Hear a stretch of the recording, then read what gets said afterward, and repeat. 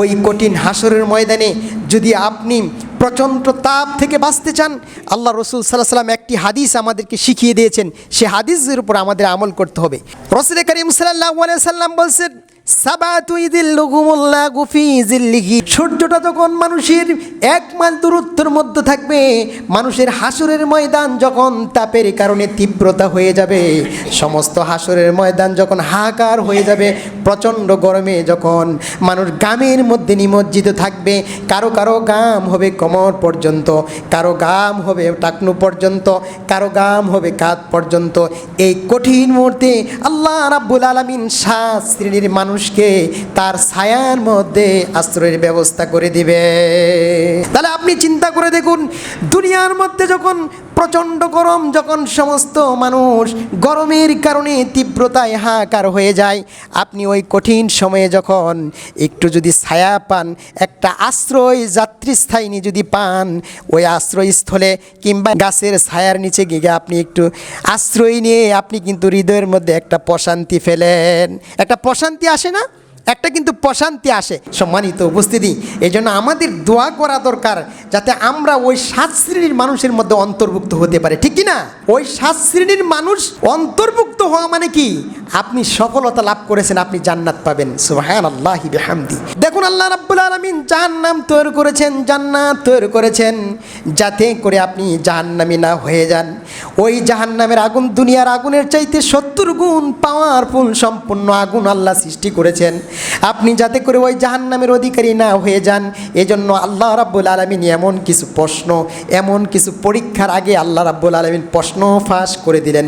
এই প্রশ্নগুলো দেখে দেখে বুঝে বুঝে যদি আপনি আমল করেন, আমল করে যদি পরকালে যেতে পারেন, তাহলে পরকালের জীবনটা আপনার কিন্তু সফল হয়ে যাবে।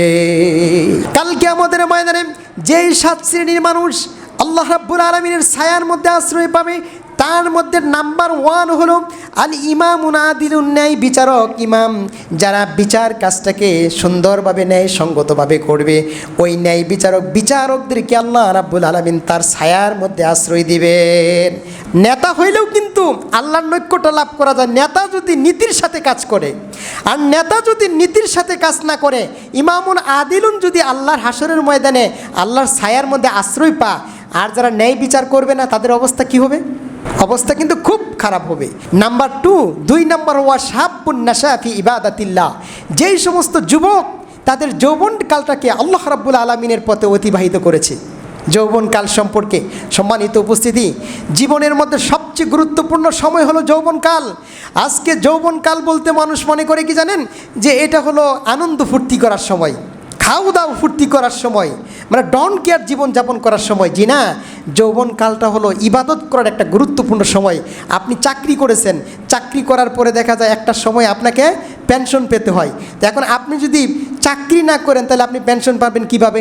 আল্লাহ রসুল সাল্লাল্লাহু আলাইহি ওয়াসাল্লাম বলছেন, যৌবনকালে যদি তুমি ইবাদত করো, আর ওই ইবাদত যদি বার্ধক্য বয়সে তুমি করতে নাও পারো, যৌবনকাল করার কারণে ওই আমলের সব তোমার অ্যাকাউন্টে দেওয়া হবে। রাসূল সাল্লাল্লাহু আলাইহি ওয়াসাল্লাম বলছেন, কাল কিয়ামতের ময়দানে মানুষকে যেই সমস্ত প্রশ্ন করা হবে, কাল কিয়ামতের ময়দানে একজন মানুষকে 5টা প্রশ্নের উত্তর ছাড়া 1 পা বাড়াতে পারবে না। 5টা প্রশ্নের উত্তর দিতে হবে। তার মধ্যে একটা প্রশ্নের উত্তর হলো, বান্দা তোমাকে যে জীবনের মধ্য থেকে একটা গুরুত্বপূর্ণ সময় দিয়েছিলাম, সেই সময়টা হলো ওয়াং শাবাবিহি, তোমার যৌবনকালটাকে তুমি কোন পথে কাটিয়েছ?